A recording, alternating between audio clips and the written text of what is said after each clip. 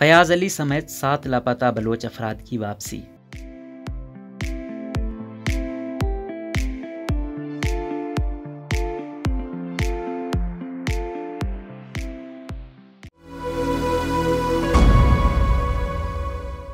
फयाज को देखकर हम खुशी से अपने आंसू जब्त नहीं कर सके। हमारे घर के दरवाजे पर बिल्कुल ऐसी दस्तक हुई जैसी मेरे शौहर को उठाने के लिए आने वाले लोगों ने दस्तक दी थी। हम खौफजदा हुए, लेकिन जब हमने दरवाजा खोला तो सामने मेरे शौहर फयाज अली खड़े थे। ये कहना था नरगिस फयाज का, जिनका शौहर फयाज अली सिनेचर की शब बाजियाब होकर वापस अपने घर पहुंचे हैं। लापता अफराद के रिश्तेदारों की तंजीम voice for Baloch missing persons का कहना है कि सिनेचर के रोज फयाज अली समेत लापता होने वाले 7 अफराद बाजियाब हुए हैं।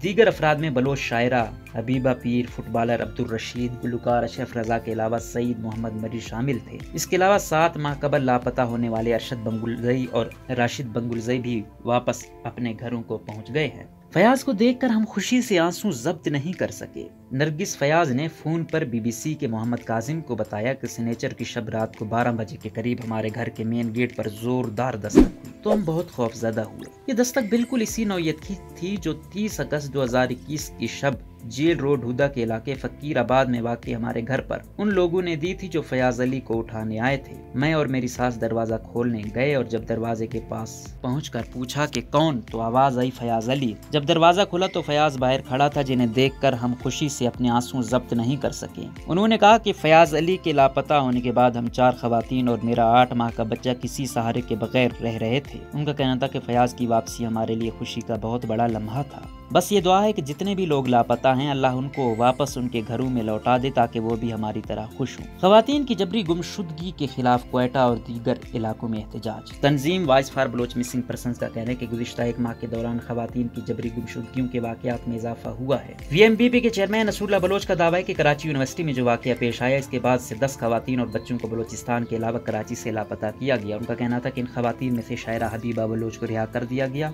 जबकि कैच के इलाके उशाब से लापता खातून नूर जहां बलोच पर जाली मुकदमा कायम किया गया।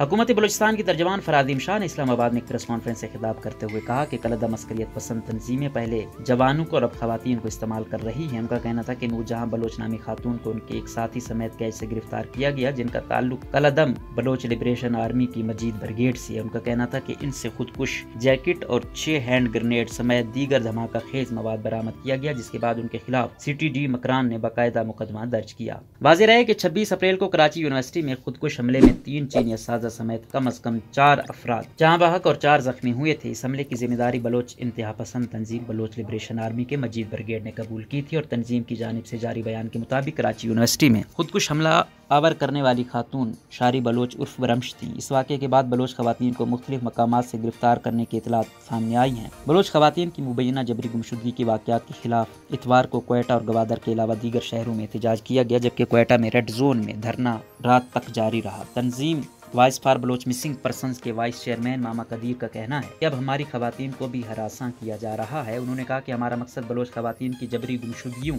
और उनको हरासा करने के वाकयात के खिलाफ एहतजाज रिकॉर्ड कराना है। बलोच यकजहती कमेटी की खातून ओहदेदार डॉक्टर महरंग बलोच ने बताया कि 2 दहाई से हमारे मर्दों को जबरी गुमशुदगी का निशाना बनाया जा रहा था, लेकिन अब तवातुर के साथ हमारी खवातीन को भी निशाना बनाया जा रहा है। इस सवाल पर कि क्या खवातीन गैर कानूनी इक़दामात में मुलविस नहीं हो सकती हैं, तो उनका कहना था कि अगर किसी पर इल्ज़ाम है तो उनके खिलाफ कवानीन के तहत कार्रवाई की जाए, न कि उनको अगवा करके उनके खिलाफ झूठा मुकदमा बनाएं। उन्होंने कहा कि इन इक़दामात का मकसद बलोच खवातीन को खौफजदा करना है ताकि वो बलोची कौमी तहरीक का हिस्सा न बने। और फिर आज तुर्बत में इस्तेदाद दहशत गर्दी की खसूसी अदालत ने नूरजहां बलोच की जमानत मंजूर कर ली है।